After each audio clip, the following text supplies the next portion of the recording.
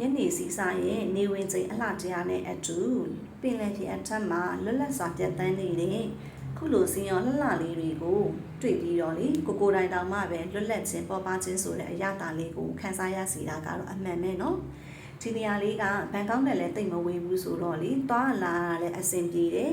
စမှုပရခန်ထဲမှာရှိနေတဲ့ဒီနေရာလေးကိုသွားဖို့အတွက်ဆိုလို့ရှိရင်စားရိုးတွေကလေမိုးပင်ရထားလို့ခေါ်တဲ့ BTS ကိုစီးပြီးတော့သွားလို့ရတယ်စုကူဖစ်လိုင်းအစိမ်းကိုစီးသွားပြီးတော့ခိတ်ဆုံးပူတာဖြစ်တဲ့ခိဟမှာဆင်းပြီးတော့နံပါတ်36လို့ခေါ်တဲ့ဘတ်စကားလေးကိုစီးမယ်ပြီးတဲ့ခါကျလို့ရှိရင်ကာသမားကိုပေါ့နော်စုတ်တာ bridge လို့ပြောရင်လည်းရှားတယ်ဒါပေမဲ့တချို့တွေကကြတော့ဘာသာစကားနဲ့အခက်အခဲရှိတာဖြစ်တဲ့အတွက်စဖန်စုတ်တာလို့ပြောလို့ရှိရင်တော့ပိုစင်ပြေတာပေါ့နော်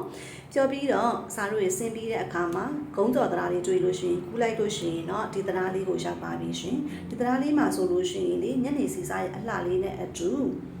အစာလေးတွေလည်းကျွေးလို့ရတာမို့လုံး